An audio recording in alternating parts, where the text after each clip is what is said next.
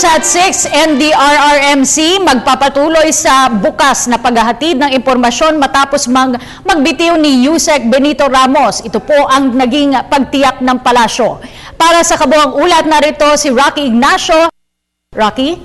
Yes, maraming salamat, Cathy. Tiniyak nga ng Malacanang na walang pagbabago sa polisiya ng NDRRMC, partikular sa pagpapaabot ng impormasyon sa publiko. Samantala, Cathy, wala pang formal na anunsyo ang palasyo sa papalit sa nagbitiw na Executive Director Benito Ramos.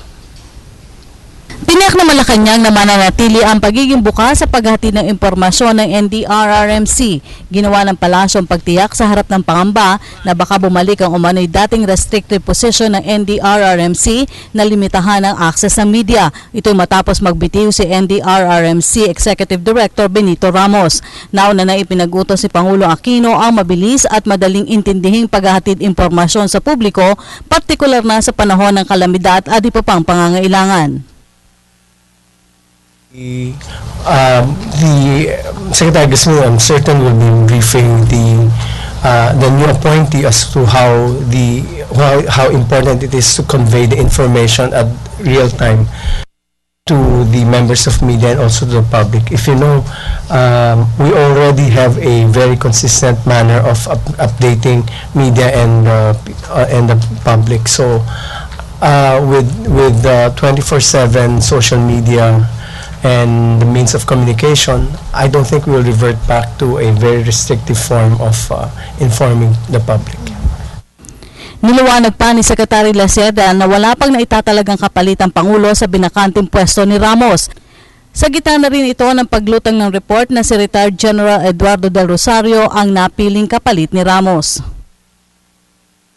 Unang-una, hindi pa nag-appoint si Presidente unang-una, hindi pa namin alam kung tinanggap na yung resignation. Pangalawa, hindi pa nag-appoint kung sakaling tinanggap ng resignation, hindi pa nag-appoint si Pangulong Aquino kung sino ang papalit kay Yusek Ramos.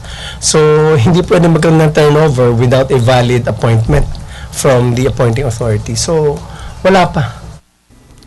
Epektibo pa sa unang linggo ng bibitiw sa pwesto ni Ramos. Bagamat posibleng tanggapin ito ng Pangulo, wala pa anyang direktiba ang Pangulo ukol dito. Nagbitiw si Ramos sa tungkulin upang asikasuhin ang may sakit na asawa. The situation right now is that Secretary Gasmin has accepted the resignation. He forwarded to the President remember that the President was the one who appointed Yusek Ramos, and therefore it requires the acceptance of the appointing authority. Nonetheless, in the event that the President will accept the resignation of Benny Ramos, he has already a list of recommendees to the post, one of them being General De Rosario, as mentioned.